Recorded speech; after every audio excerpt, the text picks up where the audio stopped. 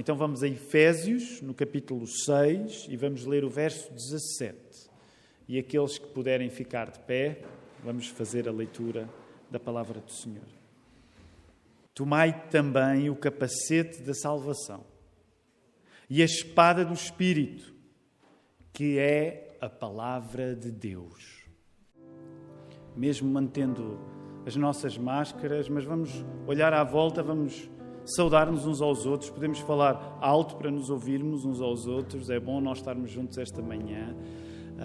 Também as pessoas que assistem à transmissão do serviço de culto, se quiserem, têm sempre o e-mail geral@igrejadalapa.pt para ficarmos em contacto numa época em que o contacto é diferente. Nós podemos voltar a ficar sentados.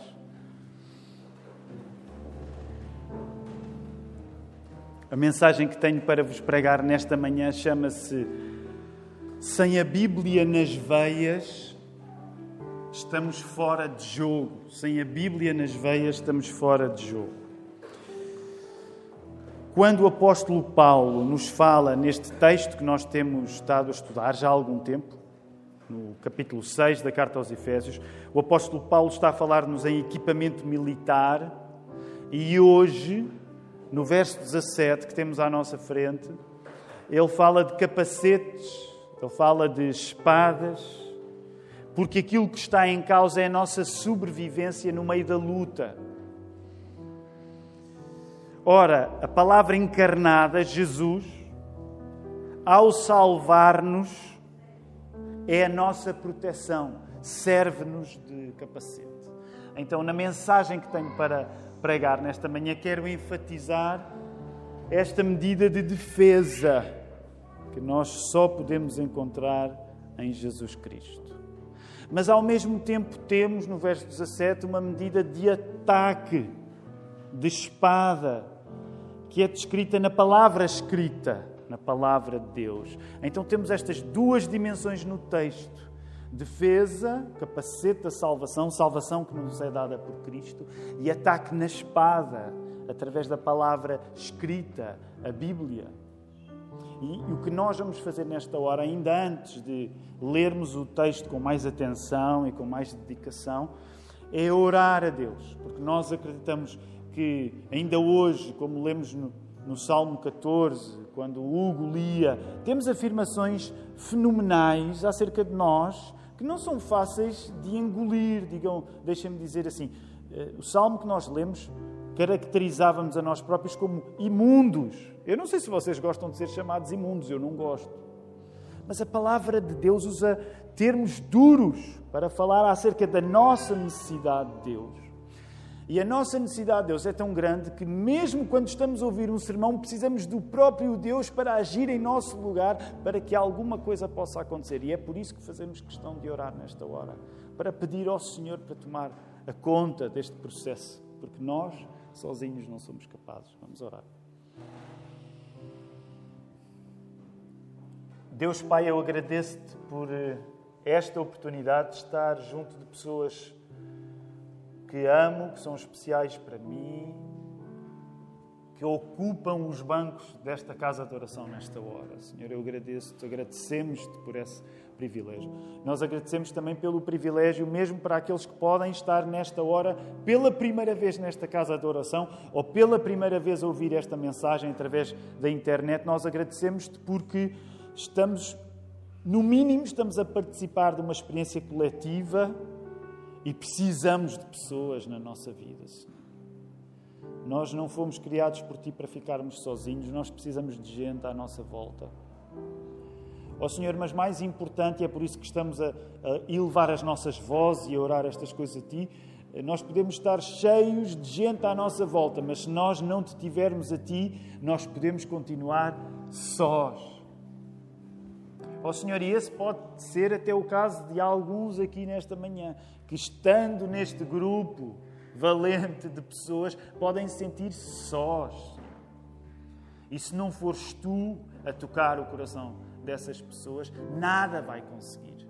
Porque a nossa melhor intenção de nos ajudarmos uns aos outros não chega Nós precisamos de Ti. E nós estamos a afirmar a nossa absoluta ineficácia. Nós precisamos de Ti na hora de Te poder compreender. E por isso nós pedimos que Tu me possas guiar a pregar esta palavra, mas possas guiar os nossos ouvidos para que o nosso encontro contigo nesta manhã seja real. Ainda a semana passada, quando ouvíamos o pastor Diego a pregar, nós ouvíamos a explicação da palavra, dizendo-nos que o culto, nós precisamos mais de culto, porque nós somos resultado do teu cultivo quando criaste este planeta, quando criaste este universo, quando criaste um jardim, nos colocaste lá. E, portanto, nesta hora nós pedimos que seja a tua palavra a cultivar-nos a nós, Senhor. E que sejamos alimentados através da tua mão, como lemos noutros textos da palavra já ouvidos aqui nesta manhã. Ó Senhor, faz isto acontecer. Nós pedimos em nome de Jesus Cristo. Amém.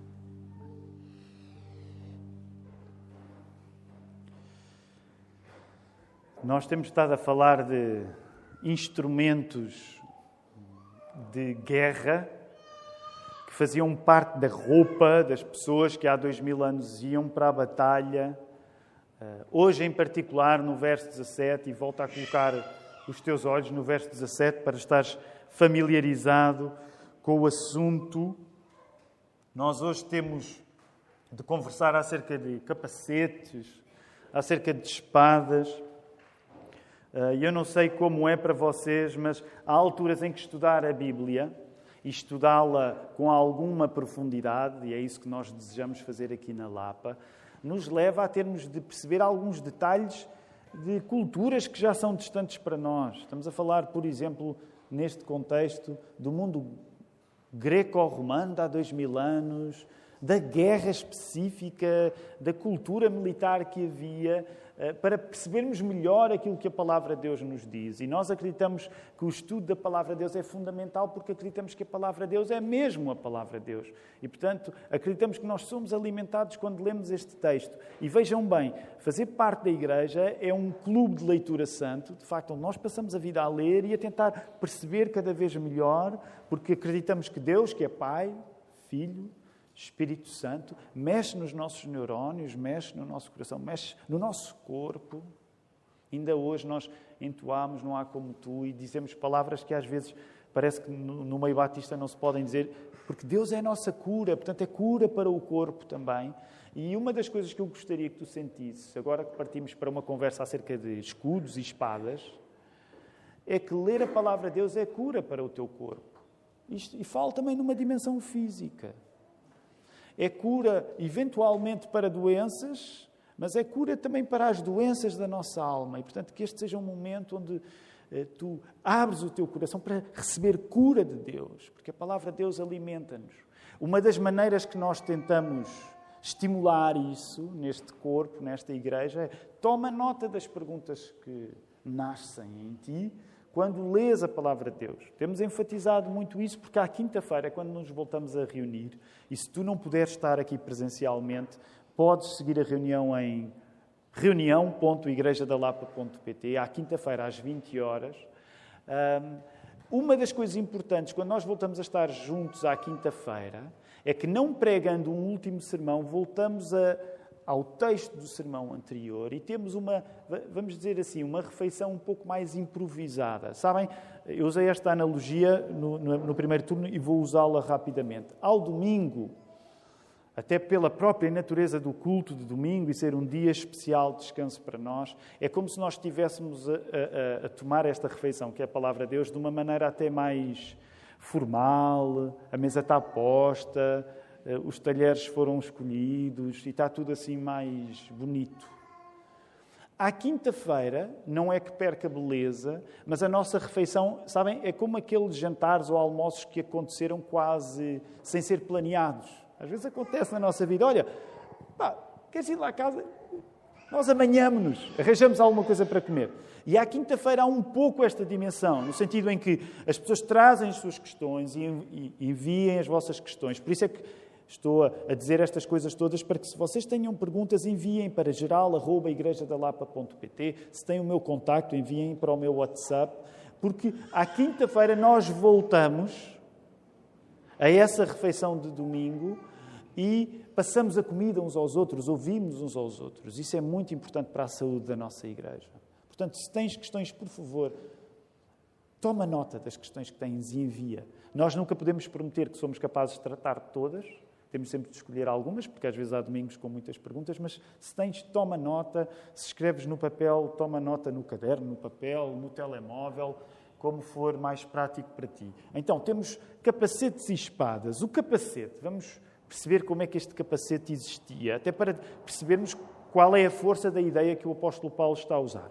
O capacete, naquela época, era feito de metal, ou quando não era feito de metal, podia ser feito de couro, de pele, de animal, mas mesmo quando era feito de couro, usava partes de metal. Para quê? Para proteger, naturalmente. Agora, para termos uma ideia, uma das proteções fundamentais que o capacete dava há 2000 anos, no contexto daquelas guerras, era quando havia uma investida da cavalaria, portanto, quando havia pessoas que os adversários vinham na guerra montados em cavalo, uma das coisas que eles faziam, geralmente com grandes espadas, de 2 gumes, portanto, era tentar, naturalmente, acertar na cabeça do adversário.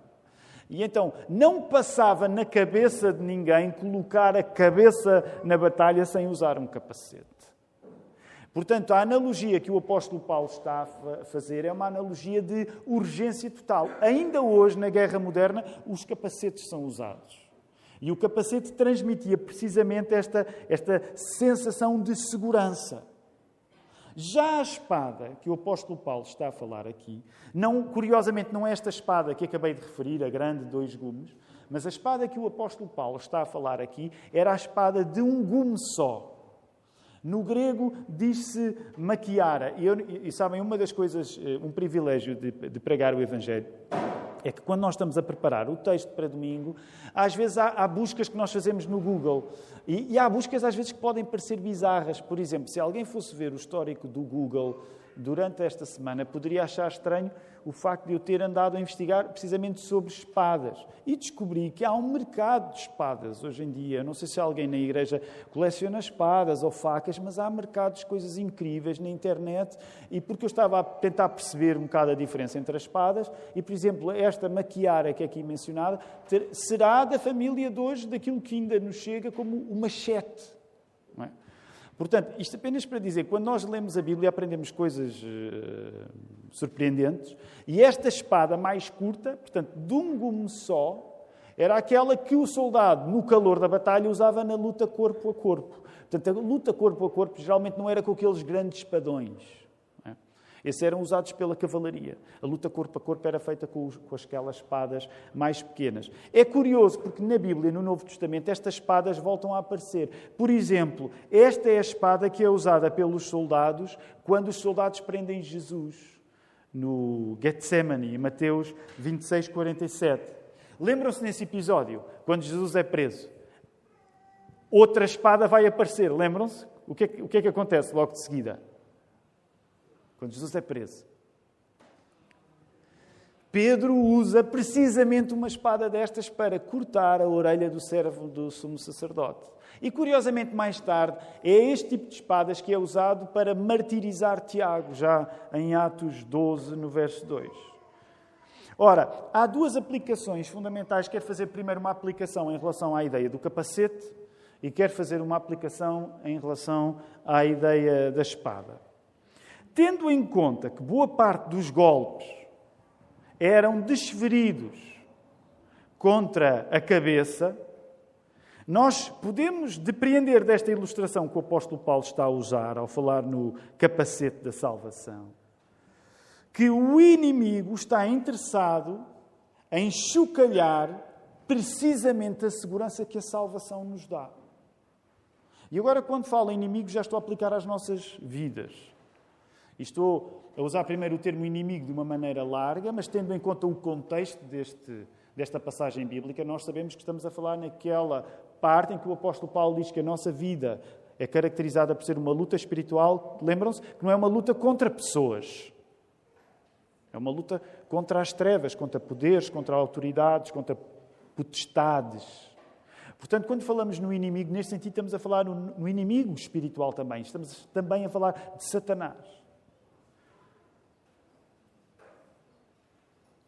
como o capacete protegia, a salvação é a nossa proteção. Daí a ideia do capacete da salvação. Ora, o que o inimigo quer fazer na tua vida é fazer-te sentir que a salvação que Jesus te dá não é grande proteção. O inimigo vai fazer-te sentir que Jesus só não salva.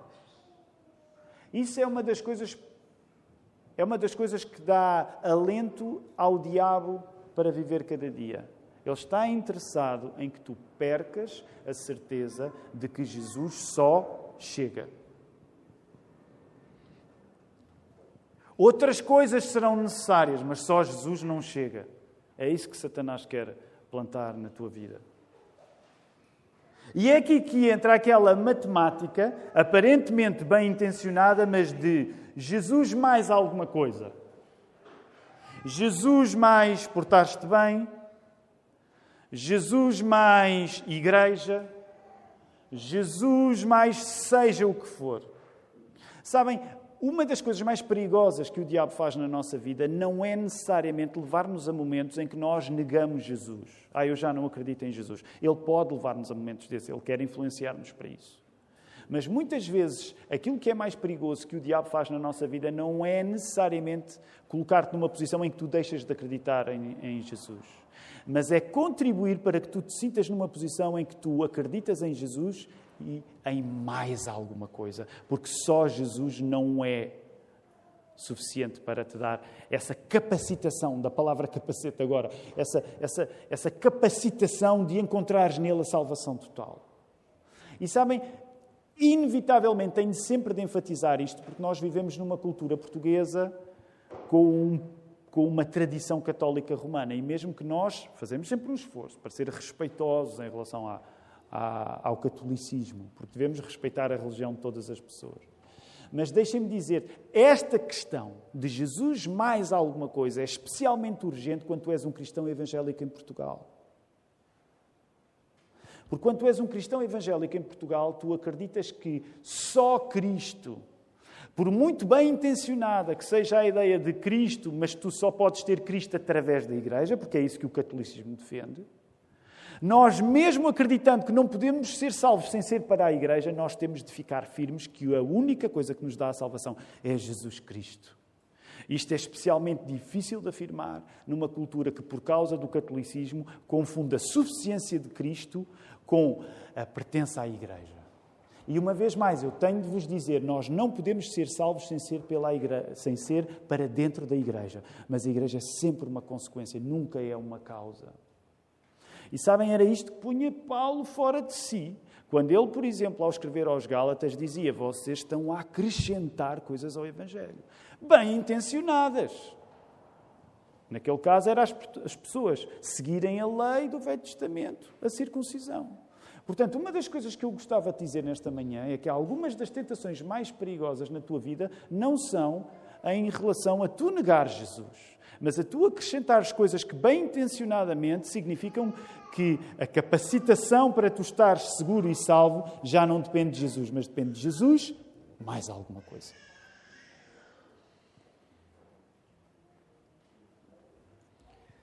Sem capacete, ninguém ousaria entrar no campo de batalha. Se Cristo não te tiver salvo,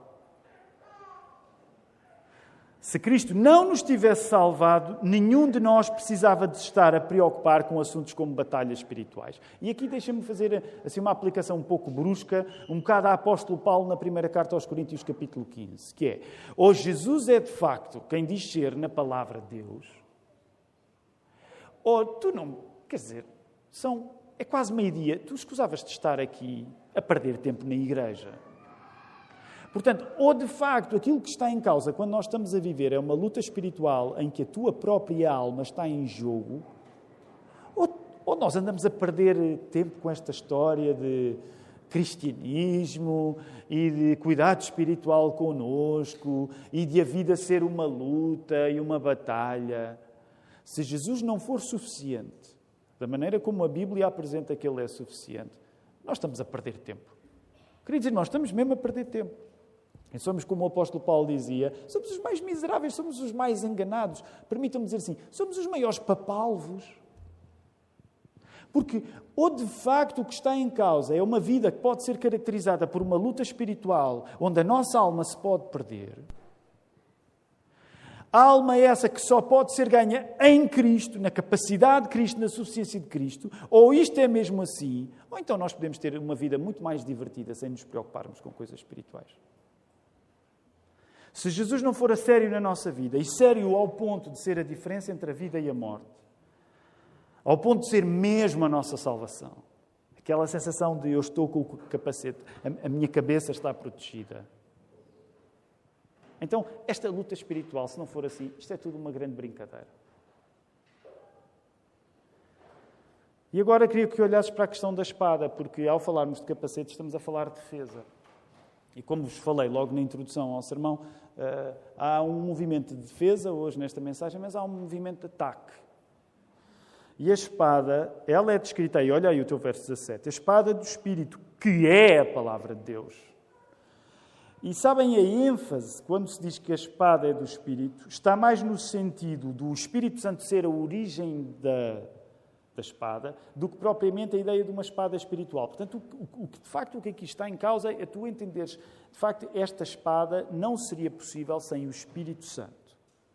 E esta espada, diz o texto, é a própria palavra de Deus, e isso faz-nos lembrar aquele texto em Hebreus 4, 12 a 13. Nós não precisamos de abrir, mas lembram-se em que a palavra de Deus é descrita como uma espada que vai até à medula, vai cirúrgica. E lembram-se, há uns meses valentes, foi ainda em 2020, nós fizemos um estudo sobre o discernimento, a partir do primeiro livro dos Reis, no capítulo 3, lembram-se? Salomão, a maneira como Salomão era um homem de discernimento. E lembram-se que falámos naquele episódio em que aquelas mulheres da má vida em desavença, porque cada uma reclamava o seu filho, levam o filho até Salomão. E lembram-se que um dos instrumentos que faz parte dessa história para se deslindar a grande confusão que estava a acontecer é precisamente a sugestão que Salomão faz que entrasse em cena o quê? Uma espada. E na altura investimos algum tempo para nos lembrarmos que quando a Bíblia quer descrever o tipo de poder que a palavra de Deus tem, com frequência usa a imagem da espada. Tanto assim é, apenas para fazermos outra ligação e compreendermos a força desta imagem do Velho até ao Novo Testamento. Tanto assim é que o Jesus que virá regressando no Apocalipse, o que é que ele traz na boca?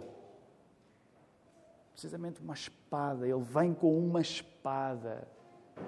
Porque a ideia que a Bíblia te quer dizer é que a palavra de Deus é a coisa mais minuciosa, mais cirúrgica.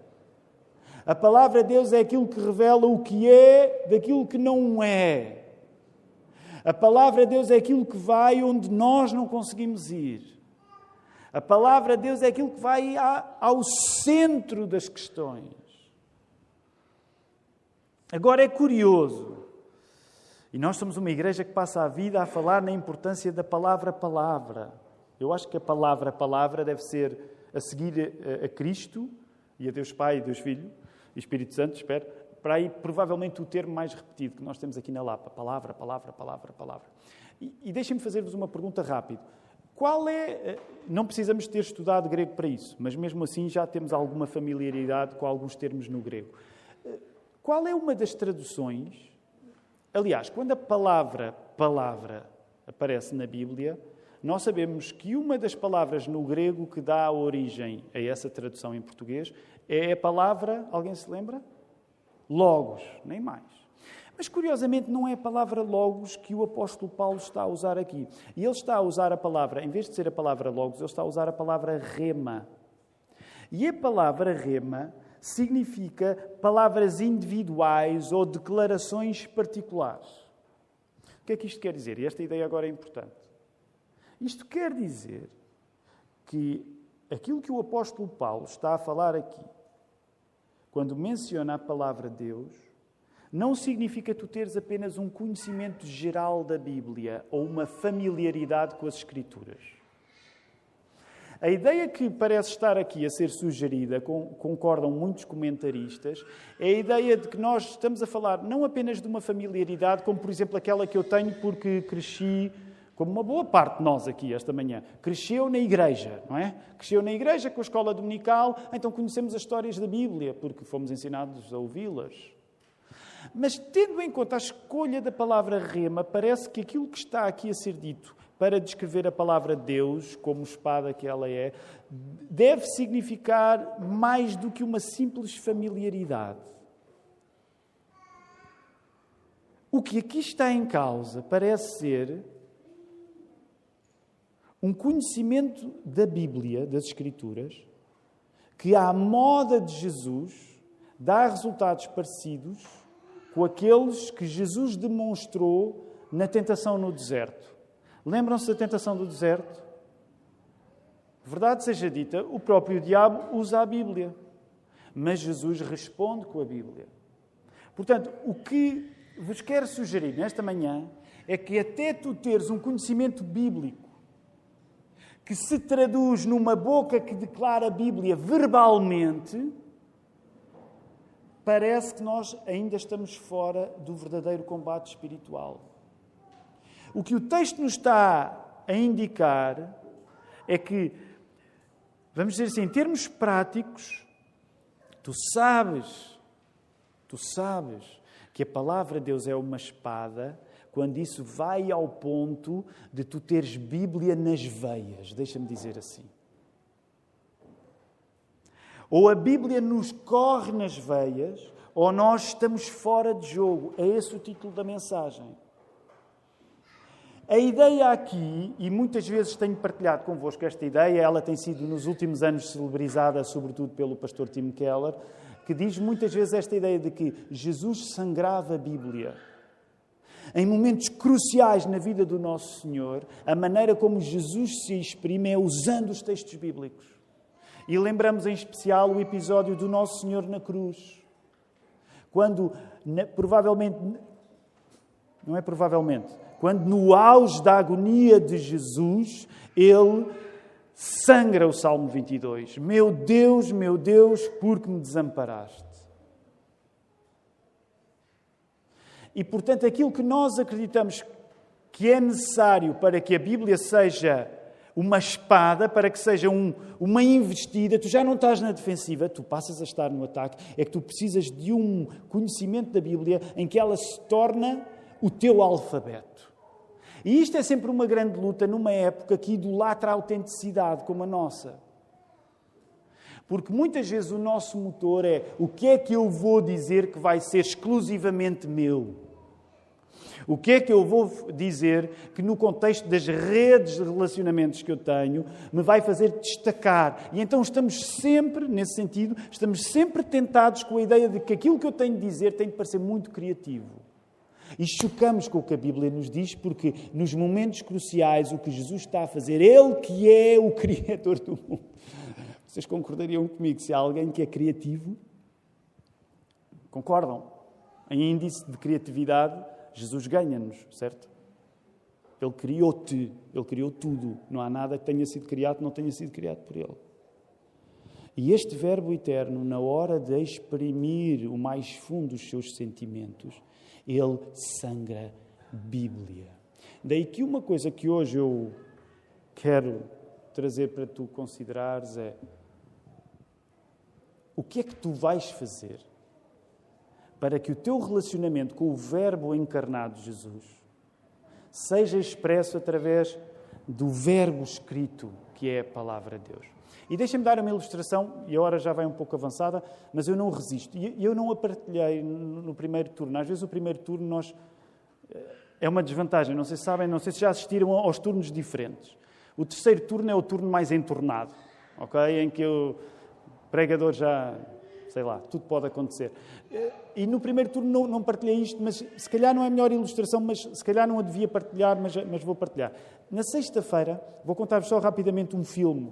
Mostrei o meu filme preferido aos meus filhos, porque para mim é o filme que eu gosto mais, que eu já vi, que se chama O Homem-Elefante. Não sei se vocês já viram o filme, não precisam de ler o filme, de ver o filme. É o filme do David Lynch. O David Lynch não é propriamente um realizador tido como uplifting, animador, mas é um filme maravilhoso porque conta a história de um homem verdadeiro, que era o John Merrick, ou Joseph Merrick, que tinha uma deformidade brutal na Inglaterra vitoriana. E há uma cena do filme em que aquele homem tem dificuldade de falar porque ele tinha uma deformidade tal que não se conseguia fazer explicar muito bem.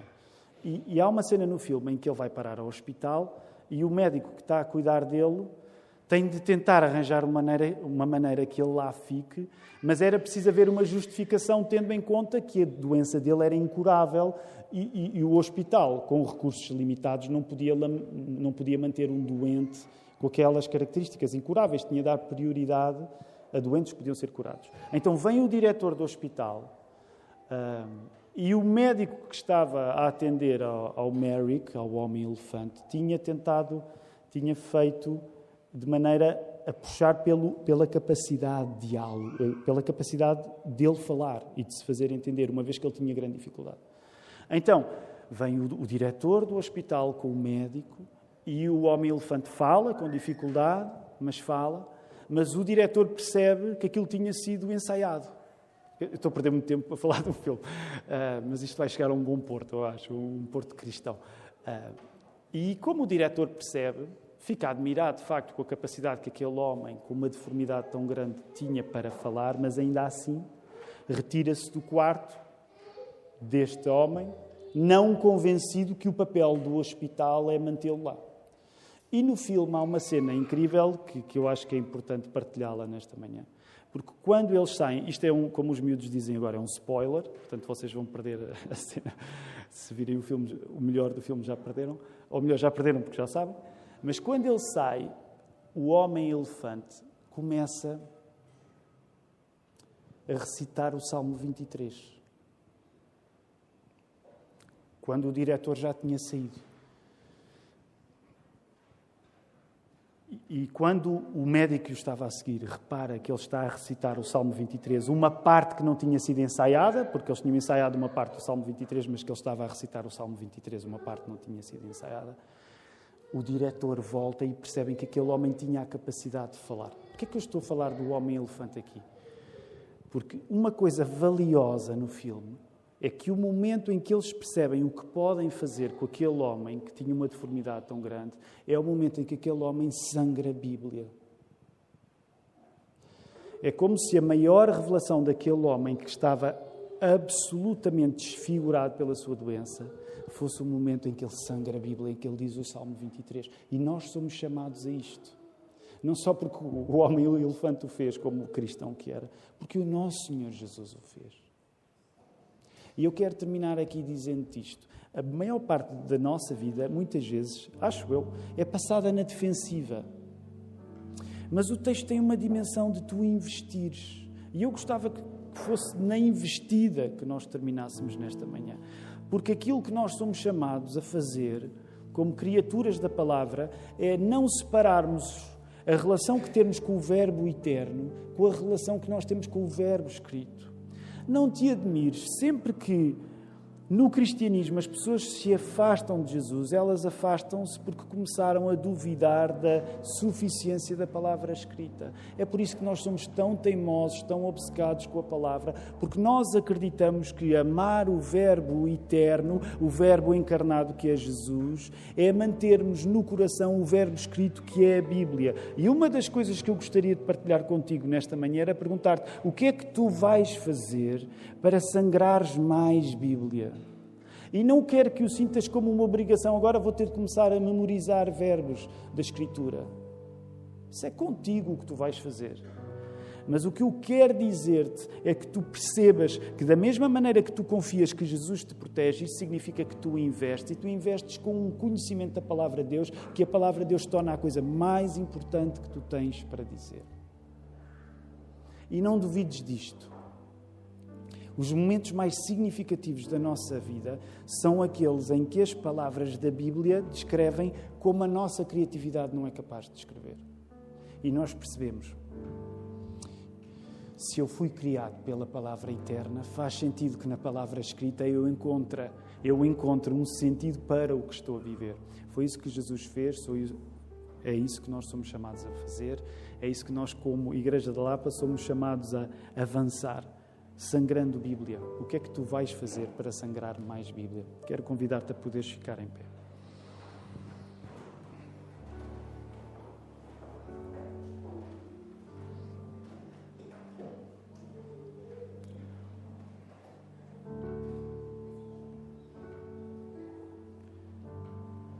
Ó Senhor, nós possuímos uma fraqueza que é de muitas vezes olhar para a palavra de Deus e nas suas complexidades, no facto dela ser tão diversa, tão diferente entre si, nós acabamos a relacionar-nos com ela como um estudioso. E nós somos chamados a estudar a Tua palavra e a não fugir das dificuldades que ela nos levanta. Ó Senhor, mas nós acreditamos que a Tua palavra descreve para nós a nossa existência de uma maneira que nem nós somos capazes de descrever. Nós vemos esse exemplo a ser praticado pelo Teu Filho. Tu que és Pai, Filho e Espírito Santo. E nós queremos pedir-te este poder para nós, Senhor, que nós ganhemos um amor pela Tua palavra, que nos faça saber até abdicar da tentativa de querermos ser criativos e autênticos e encontrarmos o sentido de todas as coisas neste texto. Ó Senhor, endireita os textos que as nossas vidas são, porque passamos por circunstâncias diferentes. Somos um grupo formado por pessoas com contextos diferentes. Ó Senhor, e só Tu sabes aquilo que nós precisamos nesta hora.